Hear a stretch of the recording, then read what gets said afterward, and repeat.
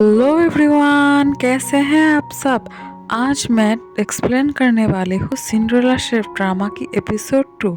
Cinderella chef बहुत ही popular एक drama है। इस ड्रामा की IMDb पर रेटिंग है 7.8 आउट ऑफ 10 और 90% गूगल यूज़र इस ड्रामा को लाइक किया है। एपिसोड 2 वहाँ से शुरू होता है जहाँ पर एपिसोड 1 ख़त्म हो गया था। बाय चोंग्यो आता है शा चुनियो की मदद करने के लिए। शा चुनियो उससे पूछता है कि तुम कौन हो। बाय चोंग्यो अपना पहचान बताता है कि वो प्रिंस फूजी है। तभी शा चुनियो की नज़र उसकी पंखा पर पड़ती है और उसको उयुई की बात याद आती है। उयुई ने कहा था कि ये वही बंदा है जो मोतियों के लिए सबका खून करवा रहा है, इसीलिए उसकी इस फेक नाम से शा चुनियो को कोई फर्क नहीं पड़ता। फिर उसके बाद दोनों मिलकर टक्कर फाइट कर रहे होते हैं और फिर दोनों एक दूसरे की फाइटिंग स्किल्स को देख के तारीफ कर रहे होते हैं। फिर उसके बाद प्रिंस फूजी कहता है कि देखो मेरे पास एक घोड़ा है, जैसे मैं सीटी बजाऊंगा वो आ जाएगा, फिर उसके बाद उसके ऊपर बैठ के हम दोनों भाग जाएंगे। शा चुनियो कहता है ओके, और फिर सीटी बजाने के साथ साथ घोड़ा चले आते हैं और फिर शा चुनियो घोड़ा पे बैठ के एकदम जल्दी में निकल जाता है और वहीं पे छोड़ जाता है उस बाय चोंग्यो उर्फ प्रिंस फूजी को। फिर बाय चोंग्यो को पकड़ लेता है जनरल के आदमी और फिर बाय चोंग्यो अकेला इन सबसे लड़ाई कर रहा होता है। हमें यहाँ बहुत ही बेहतरीन फाइट सीन दिखाया जाता है बाय चोंग्यो और जनरल के आदमी के साथ। बाय चोंग्यो सबको मार के वहाँ से भगा देता है और फिर साइड में जाके सीटी बजा के फिर अपने घोड़ा को अपने पास वापस ले लेता है। और जब भी घोड़ा अपने मालिक के पास वापस आ जाता है उसके बाद शा चुनियो उनसे माफ़ी मांगता है, पर बाय चोंग्यो कहता है नहीं नहीं, अब मुझे यकीन हो गया कि तुम ही हो वो असली खूनी। तभी शा चुनियो कहता है कि अगर तुम मुझे अभी मार दो तो तुमको असली खूनी का पता चलेगा ही नहीं। ये भी कहता है कि मुझे पता है कि तुम असली प्रिंस फूजी नहीं हो। तब भी बाय चोंग्यो की नज़र शा चुनियो की बांसुरी पर जाता है और कहता है ये इतना महंगा बांसुरी, तुम भी कोई साधारण इंसान नहीं हो। फिर उसके बाद कहानी चले जाते हैं फ्लैशबैक में और हम ये देखते हैं कि वो मुखौटे वाला इंसान जो भूत बन के सबको डरा रहा था वो शा चुनियो के ऊपर अटैक करता है। शा चुनियो भी उसके साथ मुकाबला कर रहा होता है और फिर उसके ऊपर हावी हो जाता है। तभी वो पूछता है क्या तुम्हें भूत से डर नहीं लगता। शा चुनियो कहता है कि अगर भूत होगा तभी तो डरूंगा ना। फिर शा चुनियो उसको कैंडल दिखाता है और कहता है कि यही वो कैंडल है ना जिसके मदद से तुम इल्यूशन क्रिएट करके सबको डराते थे, मैंने कैंडल बदल दिया। फिर वो आदमी खिड़की तोड़ के वहां से भागना स्टार्ट करता है और शा चुनियो भी उसके पीछे पीछे जाता है और फिर जैसे ही वो मुखौटा उतार के उसकी शक्ल देखने वाला था तभी पीछे से कोई आके तीर से अटैक करता है शा चुनियो के ऊपर और फिर कहानी प्रेजेंट में आती है।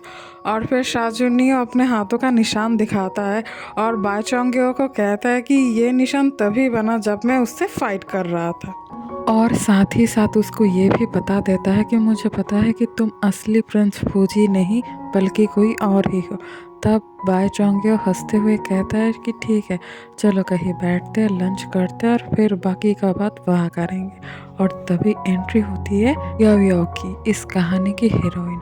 वो आके शा चुनियो से अपना रिंग वापस मांगती है और शा चुनियो कहता है कि देखो मेरे पास तुम्हारा कोई भी रिंग नहीं है। पर याओयाओ कहा उसकी बात मानने वाली थी, वो एक लकड़ी को उठा लेती है और वहाँ से उसको हर्ट करने वाली होती है और शा चुनियो पकड़ लेता है उस लकड़ी को और एकदम से खींच के उसको पेड़ के ऊपर लटका देता है और बाय चोंग्यो को कहता है कि मास्टर चलिए हम दोपहर के मील के लिए चलते। और पेड़ के ऊपर से याओयाओ आवाज़ दे रही होती चुनियो को, पर चुनियो उसकी बात नहीं सुनता।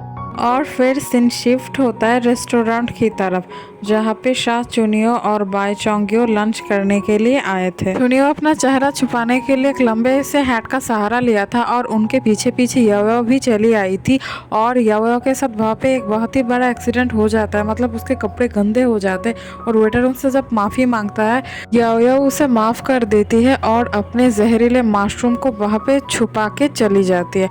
और फिर सीन शिफ्ट होता है चुनियो और बाय चोंग्यो की तरफ। वो लोग वहाँ पे लंच करने बैठे थे और जैसे ही चुनियो खाना खाने वाला था तभी उसको बाई चोंगियो रोक के नीडल से चेक कर रहे थे खाने में जहर है या नहीं। उसके बाद बाई चोंगियो अपने पंखा को देता है शाह चुनियो को बाकी जो नक्शा है उसको पढ़ के बताने के लिए कि क्या लिखा हुआ है। और इधर उन लोगों ने एक मशरूम का ऑर्डर दे दिया था तो फिर वेटर आके कहता है कि मशरूम बनाओ और वो लोग ढूंढते हैं तो उनको याओ का मशरूम मिल जाता है और वो लोग उसी को कुक करने लगते हैं। और दूसरी तरफ शाह चुनियो की तबीयत खराब होने लगती है और शाह चुनियो को शक होता है और फिर बाई चोंगियो से पूछता है कि तुमने खाने में क्या मिला है। बाई चोंगियो हंसते हंसते कहता है कि तुमको इतना भी पता नहीं चला, मैंने तुम्हारे खाने में जहर मिला दिया। तभी जब मैंने तुम्हें पंखा दे रहा था उसके नक्शा को देने के लिए उस वक्त मैंने उसमें जहर मिला दिया। और फिर हम याओ को देखते हैं जो वॉशरूम से वापस आ चुकी थी और फिर वो अपने मशरूम को ढूंढती है और जब मशरूम उसको कहीं नहीं मिलते फिर बाकी वेटर से पूछता है कि मशरूम कहाँ है। और फिर वेटर कहता है हमने तो वो पका के टेबल नंबर 6 को दे दिया। और फिर हमें टेबल नंबर 6 में दिखाया जाता है जहाँ पे बाई चोंगियो उस खाने को निडल से चेक करता है कि उसमें जहर है कि नहीं और फिर उस खाने को मज़े से खाने लगता है और थोड़ी ही देर में वो बेहोश हो जाता है। और ये सब देख के तो शाह चुनियो एकदम शॉक हो जाता है और वहीं पे आ जाता है याओ आके अपने मशरूम को देखता है और फिर ये भी देखता है कि ये खा के कोई बेहोश हो गया। तभी वहाँ से भागने की कोशिश कर रही होती है कि चुनियो उसको पकड़ लेता है और फिर हमें रेस्ट रूम दिखाया जाता है। चुनियो याओ से पूछ रहा था कि तुमने ऐसा कैसा जहर मिला दिया जो किसी निडल से भी पकड़ में नहीं आया। फिर चुनियो याओ से एंटीडोट मांगता है। याओ कहता है कि मेरे पास कोई एंटीडोट नहीं है। चुनियो को गुस्सा आ जाता है। याओ कहता है कि देखो ये कोई जहर नहीं है, ये एक मशरूम है जिसको खाने के बाद इंसान 1 या 3 दिन के लिए कोमा में चले जाता है। और फिर याओ को आ जाता है गुस्सा और चुनियो से वो अपनी रिंग मांग रही होती है। चुनियो कहता है कि मेरे पास तुम्हारा कोई रिंग है ही नहीं। फिर याओ को और ज़्यादा गुस्सा आ जाता है, वो खुद ही ढूंढने लग जाती है और जब वो ढूंढ रही होती है उसके कपड़ों के अंदर अपना रिंग तब चुनियो का बहुत ही फनी फेस बन जाता है एकदम देखने लायक।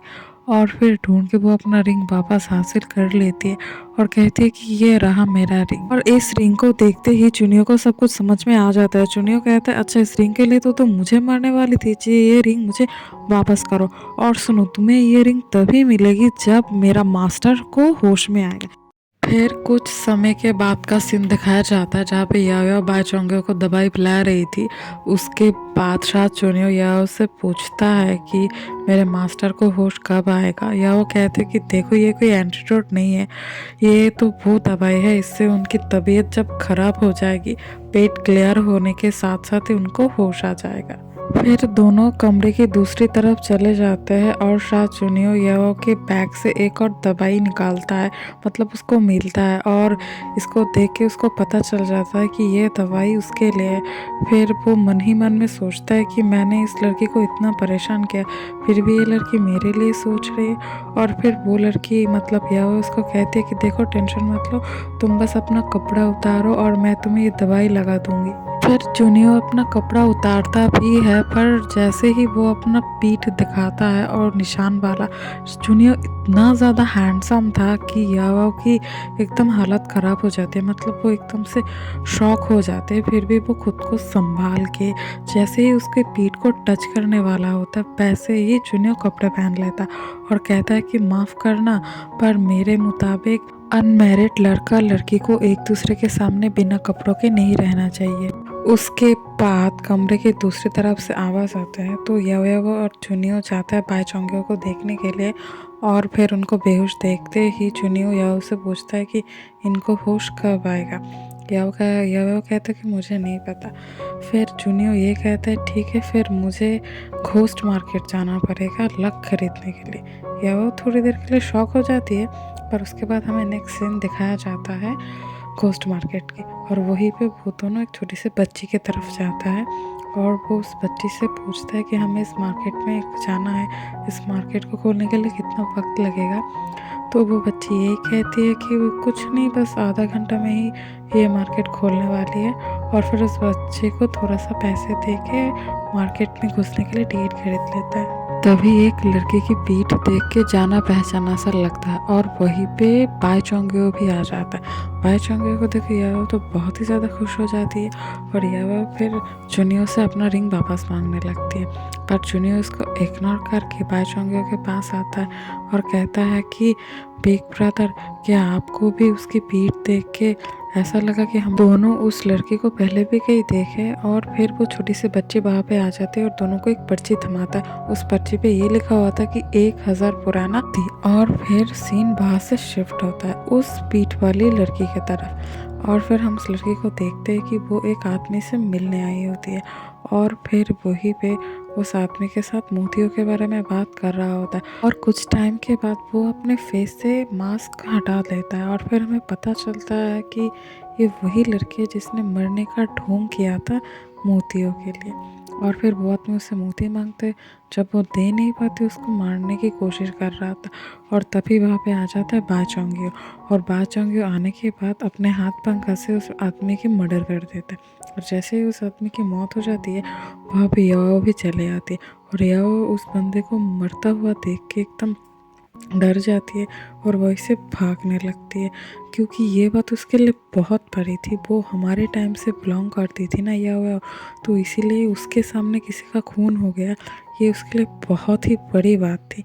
पर जूनियो उसको कहता है कि तुम ओवर रिएक्ट मत करो, कुछ भी नहीं हुआ। याओ और जूनियो दोनों को शौक लगता है जब बाई चोंग्यो उस लड़के को सिस्टर 9 कह के बुलाती है।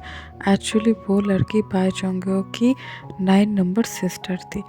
और फिर जूनियो क्योंकि एक डिटेक्टिव था तो वो अपनी चालाकी से धीरे धीरे उस लड़के की सारी कारनामा सबके सामने लेके आ रहा था। वो कह रहा था कि कैसे वो चाल चल के वो 1000 साल पुराना मोती के बारे में पर्ची देना और फिर धीरे धीरे उसने ये भी साबित कर दिया कि कैसे वो पहले वाला थर्ड ब्रदर को फंसाया था और उसकी मौत के लिए जिम्मेदार भी ये सिस्टर 9 है। फिर बाई चोंग्यो अपनी सिस्टर से कहते हैं कि तुम्हें सज़ा ज़रूर मिलेगी और याओ जूनियो के पास आके एकदम इम्प्रेस हो जाती है। उसके कुछ टाइम बाद वहाँ पे आ जाता है उस इलाका का जनरल और आके सबको घेर लेता है। एक्चुअली वो बंदा पहले से ही बाई चोंग्यो का दुश्मन था और फिर वहाँ पे जब एक लड़की मतलब याओ को देखते तो उसको वो अपनी बेटी कहते और कहते कि तुम यहाँ, हम तो बहुत दिनों से तुम्हें ढूंढ रहे थे। याओ भी एकदम परेशान हो जाती है और शौक भी कि वो कैसे उसकी बेटी हो सकती है। और हमें धीरे धीरे समझ में आ जाती है कि याओ का सोल जिस लड़की के सोल के साथ कनेक्ट हो गया था वो और कोई नहीं, इस आदमी के बेटी है। ये आदमी बाई चोंग्यो को कहता है कि तूने मेरी बेटी को किडनैप किया था, मैं तो तुमको छोड़ूंगा नहीं। और फिर वो मोती भी ले लेता है, अपने पास रख लेता है और ये चीज़ एकदम गौर से देख लेता है सिस्टर। उसके बाद बाई चोंग्यो एक ट्रिक करता है, याओ को लपेट लेता है अपने पंखों के अंदर और फिर कहता है कि अगर हमें जाने नहीं दिया तो तुम्हारी बेटी को मार डालूंगा। और फिर शाचुनियो भी उससे कहता है कि तुम रो, नाटक करो अगर तुम सच में मरना नहीं चाहती। और फिर याओ भी नाटक करता है और कहता है कि बाबा प्लीज़ छोड़ दो, हमें जाने दो वरना ये बंदा मुझे मार डालेगा। और फिर वैसे करते उन दोनों को वहाँ से जाने दिया जाता है पर सिस्टर 9 वहाँ रह जाता है और उस आदमी के पास से वो मोती ले लेता है और फिर वहाँ पे ढेर सारी फाइटिंग होती है और फिर सिस्टर 9 की मौत हो जाती है उस मोती के लिए। सीन शिफ्ट होता है और हम देखते बहुत सारे सोना के साथ बाई चोंग्यो आया हुआ है शाचुनियो की तरफ, उसको गिफ्ट करता है। शाचुनियो कहता है कि मैं इन सोना का क्या करूँगा, मुझे नहीं चाहिए। बाई चोंग्यो कहता है कि तुमने मेरी जान बचाई, इसके लिए ये तुम्हारे लिए, बहुत बहुत शुक्रिया। और फिर शाचुनियो हंसता है और कहता है कि देखो मुझे नहीं चाहिए, तुमने शराब पिला दी बस उतना ही काफ़ी है, अब मैं चलता हूँ। फिर बाई चोंग्यो शाचुनियो को रोके ये कहता है कि रुको, वैसे उस लड़की के साथ क्या किया जाए, तुमने सोचा है? हमें दिखाया जाता है याओ को जो कि जेल में बंद थी और वहाँ से बाहर निकलने के लिए एकदम तड़प रही थी और फिर बाद में वो एकदम चीखना चिल्लाना स्टार्ट कर देती और उसकी चीखें सुन के उसका वो पुराना वाला बॉडीगार्ड वहाँ पर आ जाता है और उसको देख के याओ को और भी ज़्यादा गुस्सा आ जाता है। पर वो बंदा लॉक खोल के निकालता याओ को जेल से बाहर और कहता है कि आपसे मैं तुम्हारा पर्सनल नौकर हूँ, तुम्हारा हर एक काम मैं करूँगा। यो कहते कि तुम अचानक मेरे पर्सनल नौकर कैसे बन गए। तभी वो कहता है कि तुम्हारा जो होने वाला पति है ना, मेरा थर्ड मास्टर है, वो तुमसे शादी करना चाहता है और उसने मुझे ये काम सौंपा है। ये सुन के युवा जेल में वापस अंदर घुस जाती है और कहता है कि मुझे तुम्हारे किसी भी मास्टर से शादी नहीं करनी है। एक काम करो, शाचुनियों को कह दो कि मैं या बंद हूँ और कोई थर्ड मास्टर मुझसे शादी करना चाहता है, पर मुझे उससे शादी नहीं करनी है। ये बात सुन के वो आदमी कहता है कि अरे तुम सुनो तो, समझने की कोशिश करो, मेरा थर्ड मास्टर ही शाचुनी हो। ये बात जानने के बाद यह थोड़ी देर के लिए शांत होता है और फिर खुश भी हो जाता है कि उसकी शादी इतने हैंडसम से बंदे के साथ हो रहा है। और एपिसोड की एंडिंग भी यही हो जाती है।